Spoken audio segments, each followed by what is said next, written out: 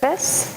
Wherever you may be on this journey we call life, know that you are welcome here within this beloved community at All People's Church, Unitarian Universalist.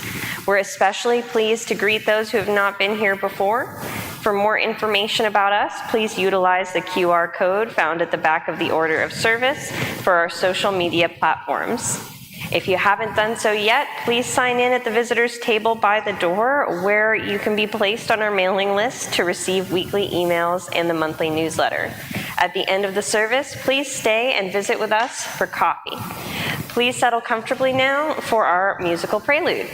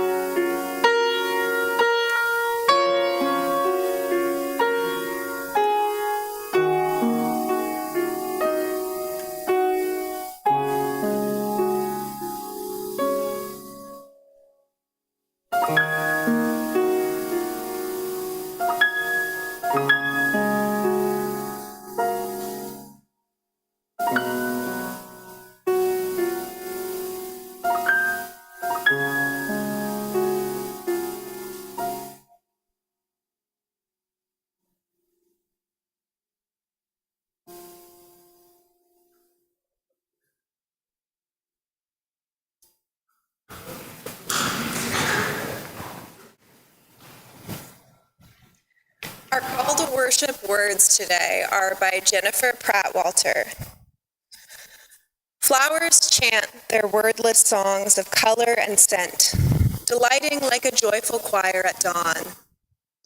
I breathe in with my whole body, feeling how it is we grow, quietly rising together among spring's green and dew. The rhythm of seasons roll ahead, and I, a shy blossom, voice my small prism of song. I am singing of the wonder of how roots so love the buds they bid them grow, unseen as they are, while the buds never look back.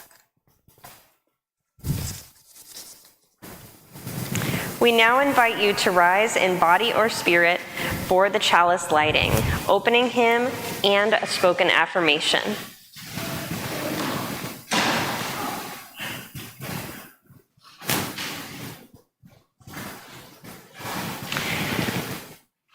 Within the heart of a flower, the fountain of beauty, within the heart of the community, a fire that warms and dances. Within the heart of each of us, the spark of the spirit of light. Now please join us for our opening hymn. That's number 38, Morning Has Broken.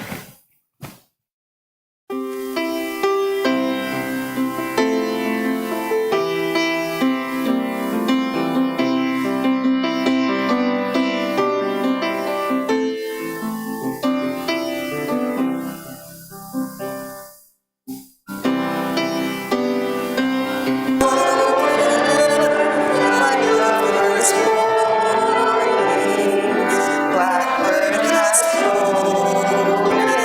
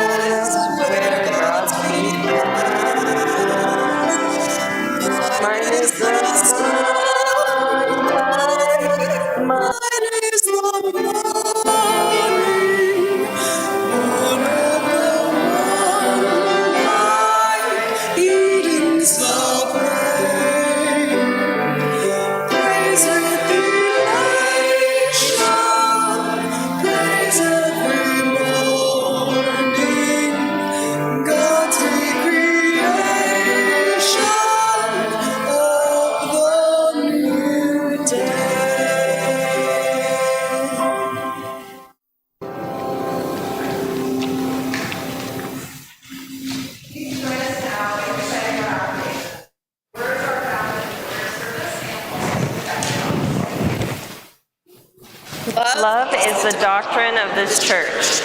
The quest for truth our sacrament, and service is our prayer. To dwell together in peace, to seek knowledge in freedom, to serve others in community to the end that all souls shall grow into harmony with creation. Thus we do covenant with one another. Please be seated.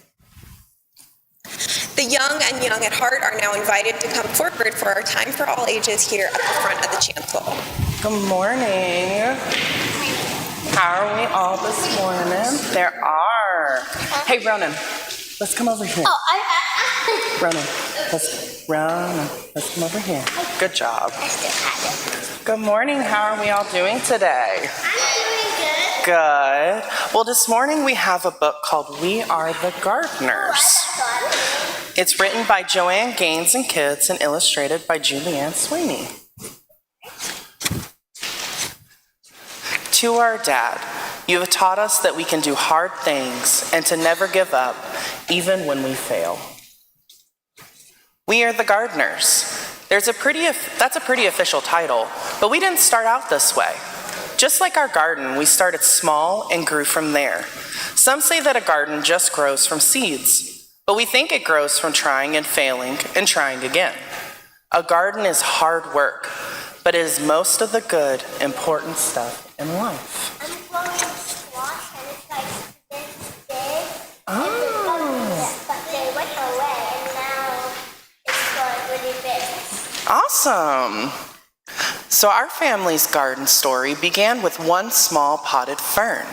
Dad stumbled upon it at the hardware store where he ran in for some supplies. He said it was just too cute to leave behind, and he thought it would make Mom smile, and it did. You see the fern that he got? Oh, your name is Fern. We chose a sunny windowsill for that pretty little fern. It seemed like a good, safe spot for him to grow. This was back when we were little kids, but we still remember visiting the plant each day to give him a drink, and sometimes we'd even whisper to him a bit. Do you see how they're all lined up with their little watering pots? Yeah. And then, plot twist, out of nowhere, our fern died. Death by overhydration. I've done that to so many plants myself. That's just a fancy way of saying we gave him way too much water. Looking back, each of us must have watered him every day. That's a lot of drinks for a little plant. By mistake, we love that plant to death. Some people tell themselves they are no good at something after one small failure, but no chance were we going to give up that easily.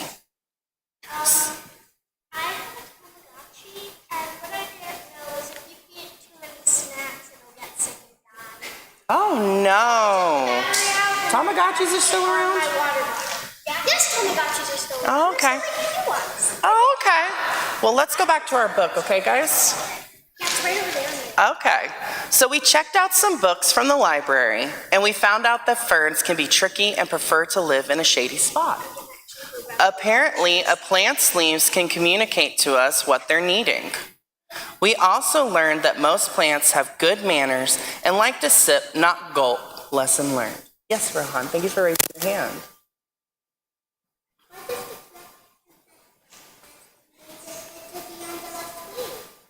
If it needed to be under a tree, well, they probably would have planted it under a tree. But I know with ferns usually are indoor plants, and they're perfectly fine being in a pot, though. But that's a great question. Dad got us a fresh fern, and with it came fresh hope. This time, we set the pot on our piano way on the other side of the room, where the sun wouldn't give him so much attention. We made a watering schedule and took turns saying a lot of nice things to our little sprout of a plant. And fern number 2 lived and thrived and grew, and finally Mom got him a little potted friend. Hold on, we're gonna save the rest of the questions until after the story, okay? And then another, then 1 or 2 more, we noticed that talking to our plants actually helped them grow bigger and stronger. So we added some songs and jokes into the mix. Unlike when we overwatered, 0 plants died from us talking too much. Pretty soon, plants were taking over the house, and Dad said it was time to graduate to an outdoor garden. Mom was so excited about the new outdoor garden as we were, and she started talking about it with a dreamy look in her eyes. That's when Dad called a family meeting so we could come up with a real plan. We all gathered around the kitchen table and got to work dreaming, planning, and drawing things out. Do you see how they're having their little family meeting and everything? Making a little schematic? They do. Dad always says that the foundation is the most important thing when it comes to building a house. A house can't be strong if it's built on something weak, and the same holds true in the garden. So to make the foundation of our garden strong, we filled it with something called soil. Good soil, which includes a bunch of tiny living things called organisms, can grow things in it. That's pretty amazing when we stop and think about it. A whole hidden world of life is happening beneath our feet.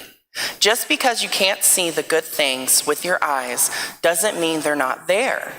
And another cool thing about soil is that it feeds and strengthens the seeds we sow.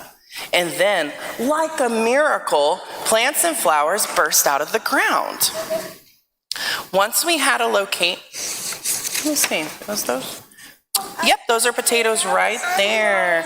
Radishes, beets, carrots, and onions. Good job. Once we had a location with plenty of sun, good soil, and a watering plan, we got right to work. First things first, seeds. The most fun part of planning our garden was deciding what to plant. We started with the foods we like to eat, like strawberries and tomatoes, and then we chose some pretty flowers to keep them company.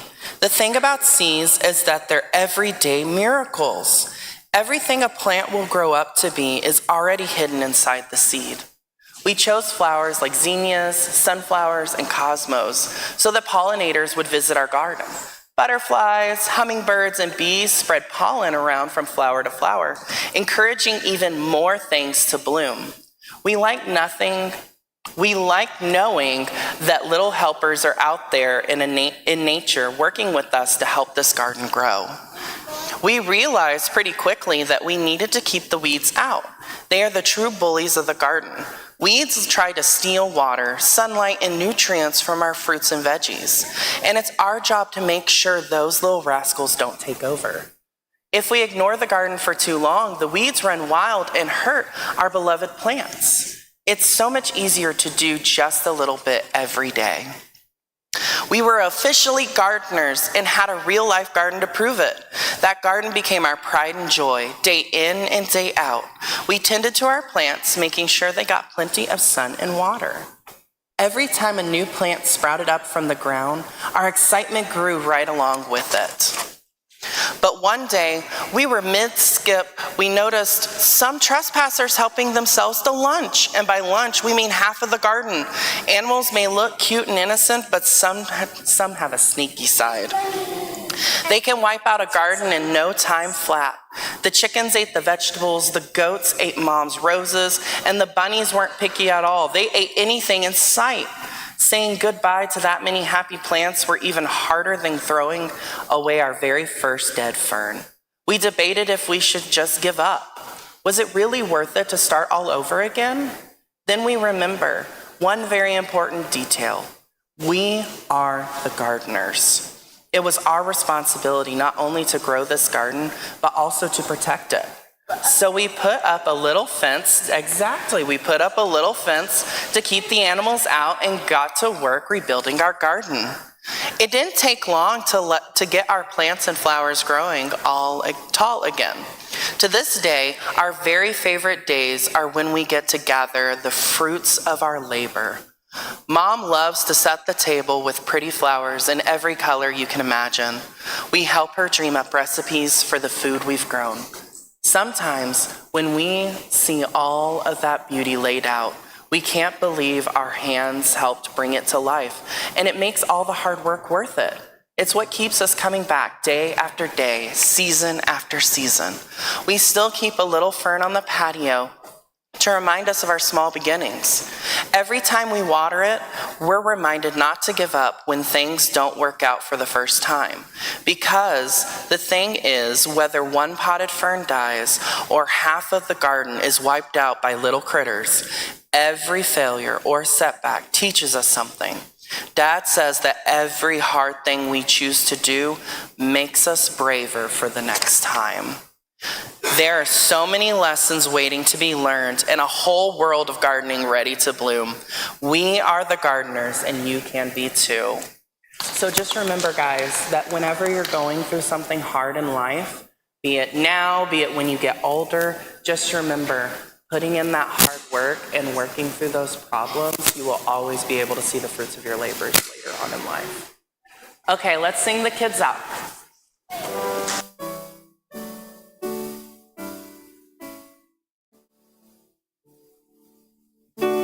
As we leave this friendly place,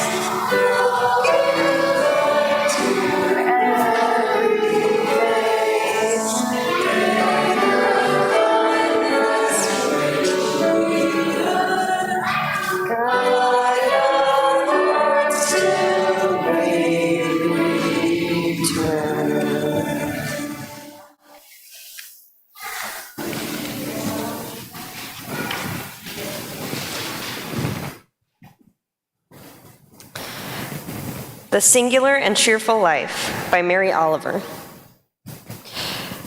The singular and cheerful life of any flower in any garden or any still unowned field, if there are any, catches me by the heart, by its color, by its obedience to the holiest of laws, to be alive until you are not. Ragweed, pale violet bull thistle, morning glories curling through fields of corn, those princes of everything green, the grasses of which there are truly an uncountable company, each one its singular stem, striving to rise and ripen. What, in the earth world, is there not to be amazed by, and to be studied by, and to cherish? Oh, my dear heart, my own dear heart, full of hesitations, questions, choices of directions, look at the world, and behold the morning glory, the meanest flower, the ragweed, the thistle. Look at the grass. Now please rise in body or spirit for hymn 346. Come sing a song with me.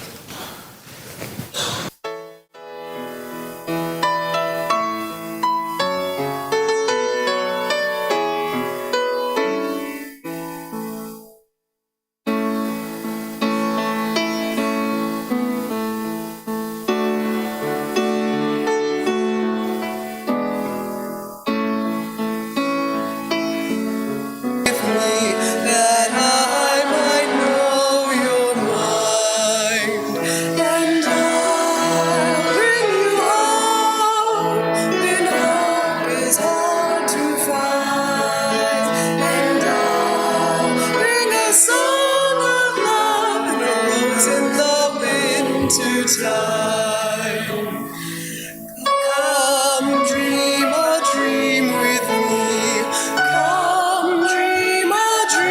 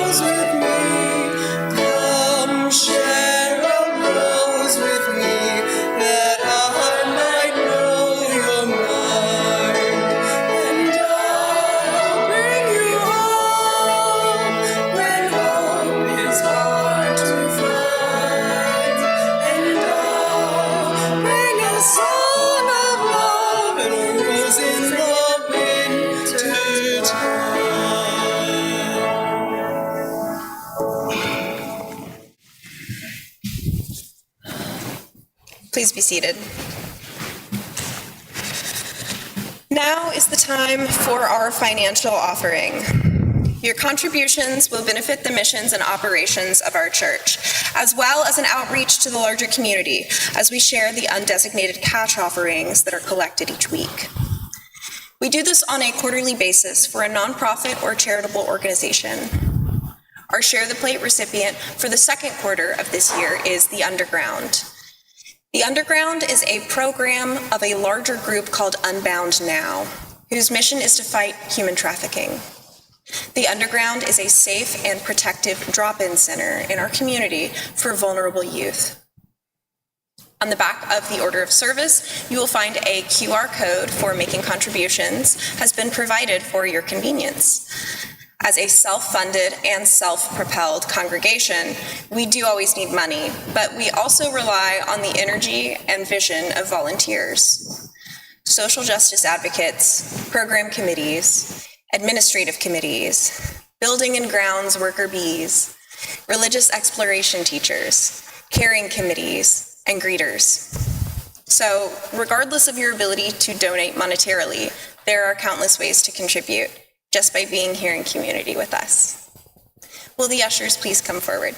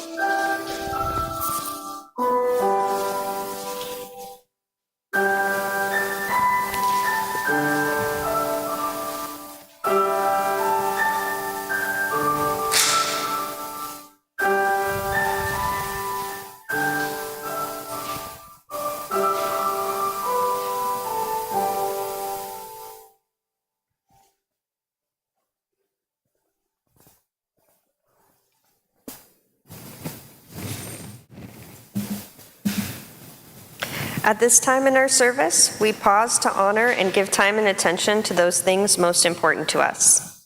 We gather here for healing and for peace in our hearts and in the world, and we honor our time together with shared stories and news from the congregation. Each week, there's a journal outside the sanctuary where you can write a message of memory or hope. We honor these messages by lighting these candles here at our chalice. Today, while we have no entries from our book of hope and memory, we want to take a moment to uplift the sorrows and celebrations, both spoken and unspoken, among us. I do want to bring attention to the fact that currently in concentration camps across the country, there is a coordinated hunger strike. Currently, 300 prisoners in the Delaney facility in New Jersey are on their 6th day of striking. Protesters, including U.S. senators outside of the camp, are being brutalized by police. So let us hold them in this quiet moment and let us pause for meditation, where Misha will lift our hearts with music. Today's meditation words are by Carolyn S. Owen Toll.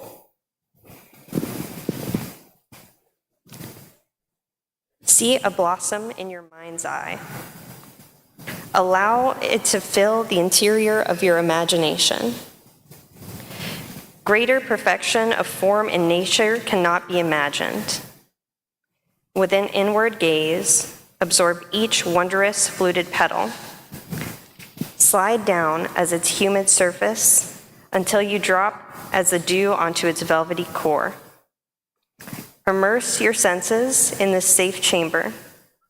Such fragile beauty gives impulse to weep. Slowly reverse the journey. As you ascend the shaft towards wondering light, turn your imagination around and see its many faces, stored within its memory of all flowers. Marvel that this creation, while utterly fragile, yet undaunted, boldly buds forth, turning resolutely towards the sun.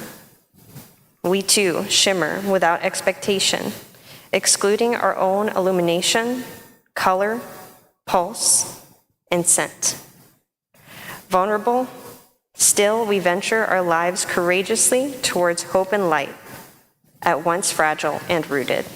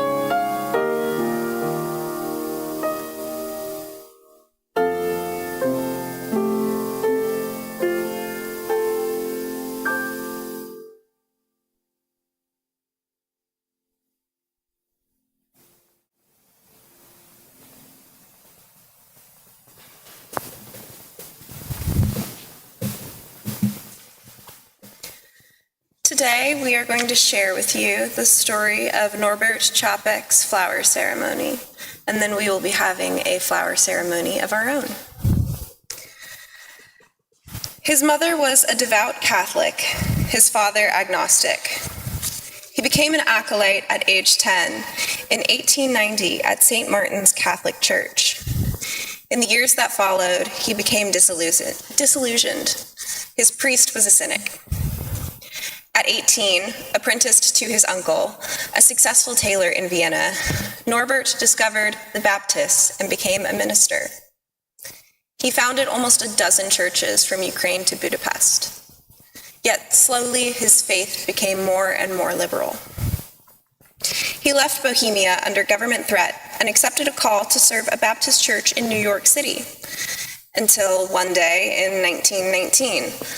That day, he wrote in his diary, "I cannot be a Baptist anymore, even in compromise.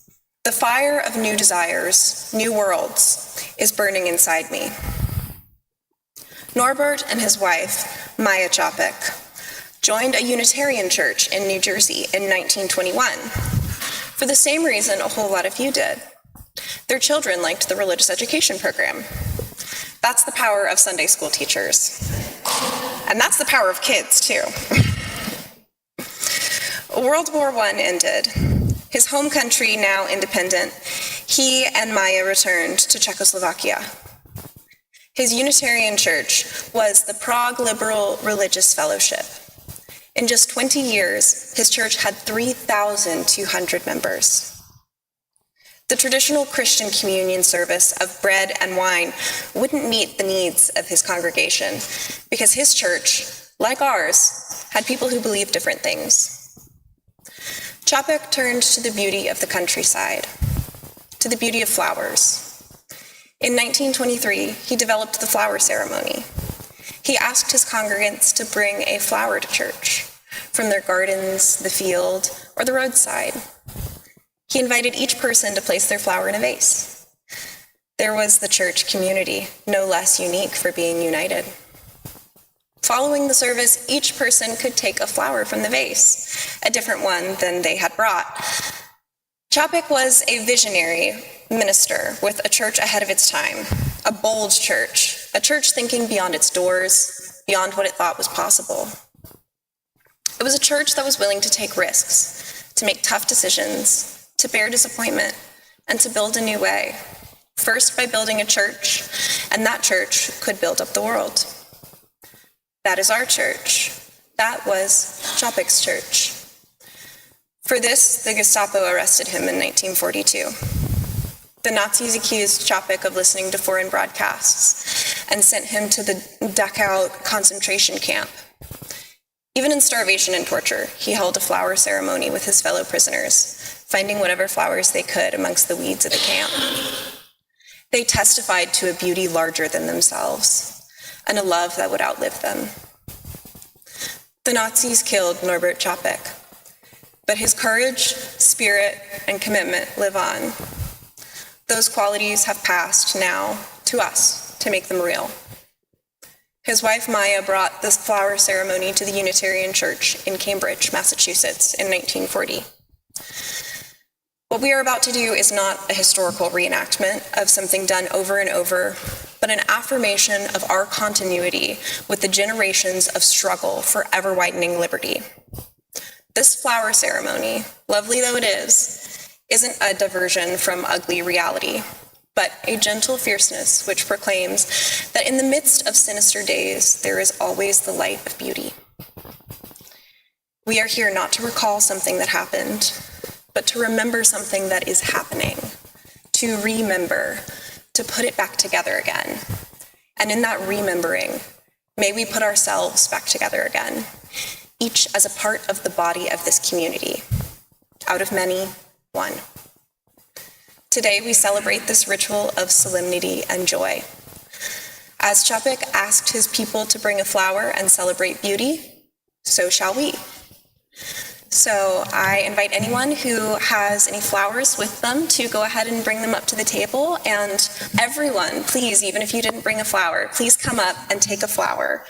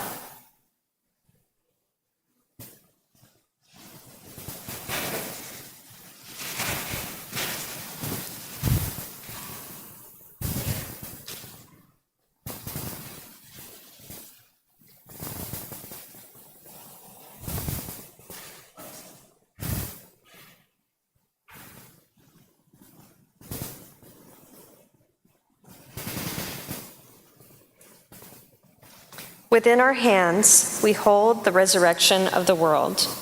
Transient and imperfect, these blossoms are still gifts of infinite value. Like ourselves, too often we seek permanence and perfection.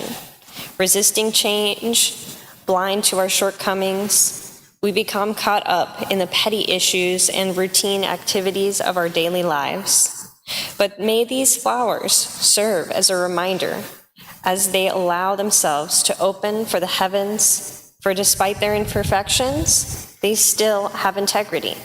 And though they are transient, they contain the seeds of transience like ourselves. Let us then open ourselves to mystery and wonder, fretting not about small mishaps or even, for now, great misfortune. For the resurrection of the world is at our fingertips. The resurrection lies within us. Let us keep a moment of silent appreciation together. These words were written by Thomas Rhodes. And now, please rise in body and spirit. For our closing hymn, number 305, De Colores, we will be singing every verse. So there are 3 verses in English, and then the 4th verse is in Spanish, and we are going to sing it in that order.